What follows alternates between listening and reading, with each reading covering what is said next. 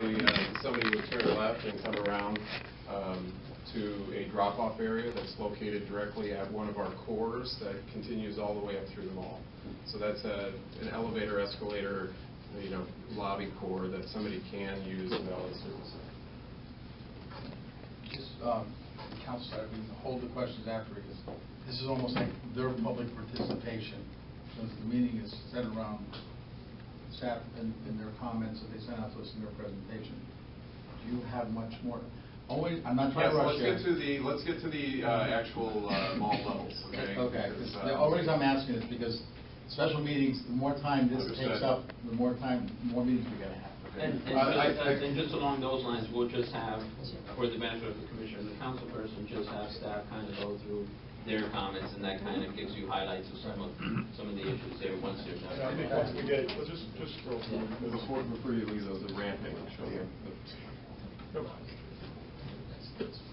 So the ramping for each of these, there's a centralized bay of ramping on the south side, and then there's one over here on the north side of the garage.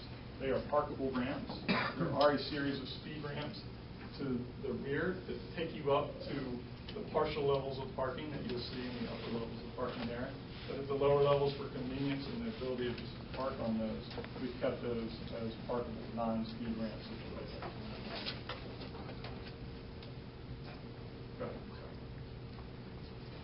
We'll talk through these very, very quickly because it's an extruded plan. It's very similar from level to level. This is your first typical level plan. As we talked about, the relationship and the requirement of the anchor at each end of the center connected by an inline line of retail that fills in the gaps.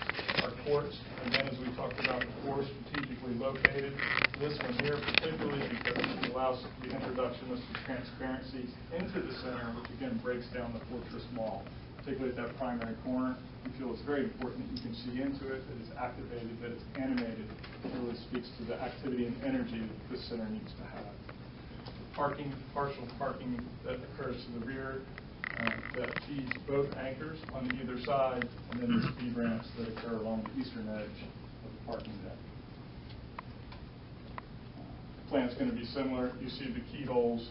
There are multiple points of public activity and access into the project. This one here, these elevators are the ones that go down into that primary public vestibule along the southern side of North Water Street. There are other ones located throughout the project, again, as you see, and again, moving up. Very similar plan. Once you get above that, you can see here the proposed location of the hotel.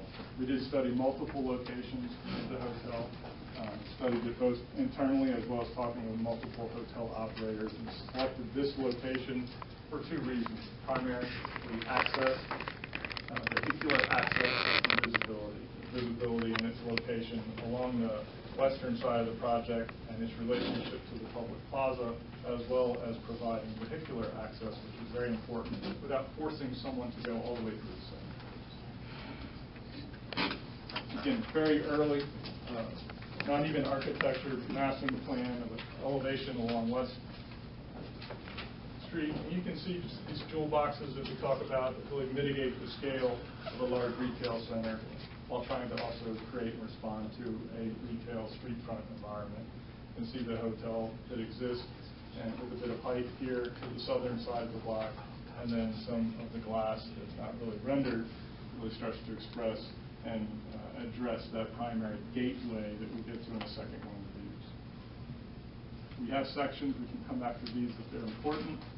This is a section we've always felt is very important. It's a section through the building through North Water Street.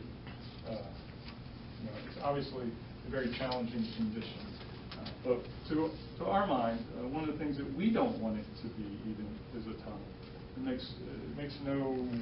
It gives us no advantage to create an environment that people don't want to go to. So through the use of technology, as someone said before, through the use of scale, through the use of screening devices, through the use of just general lighting, we've sought to achieve an exciting environment, one that's light, one that's transparent, one that allows people to walk through without feeling like they're walking through a tunnel.